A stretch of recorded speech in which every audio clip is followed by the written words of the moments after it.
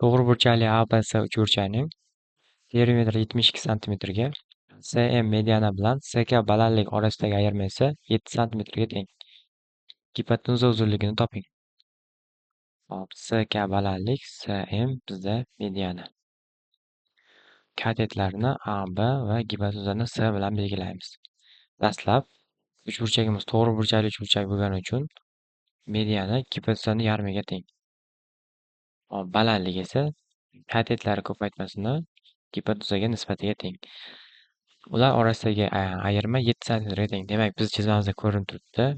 Mediana kattaligi uchun medianadan balandligini ayirsak 7 santimetrga teng. Hop, bu yerdan ABni topadigan bo'lsak, ABimiz C taqsim 2 minus 7 ko'paytirilgan C ga teng. AB C kvadrat taqsim 2 minus 7 C ga.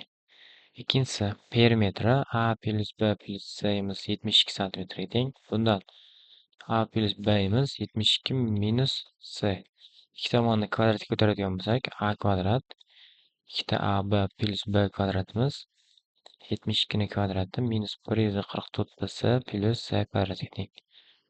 To'g'ri burchakli uchburchak bo'lgani uchun katetlari kvadratlari yig'indisi gipotenuzani kvadratiga teng. Ya'ni A kvadrat plus B kvadratimiz C kvadrat bilan o'zaro yeyishib ketadigan bo'lsa,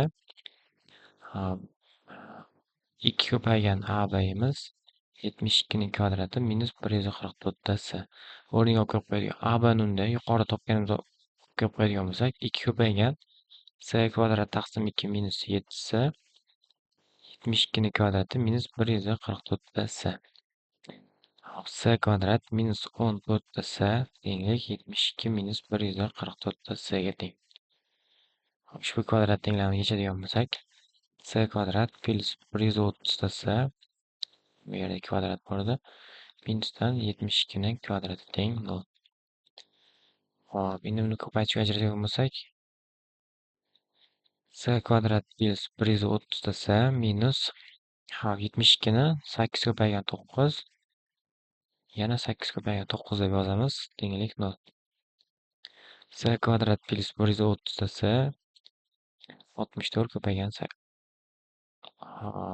64 ko'paygan 81.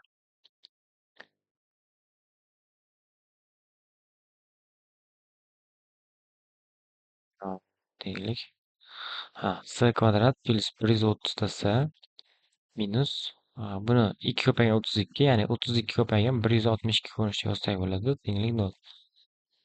Bundan C plus 162 C minus 32 tenglik 0. Endi gipotenuzda bizda kesma uzunlik musbat son bo'lgani uchun C teng 32. Demak, javob gipotenuza uzunligi 32 santimetrga teng.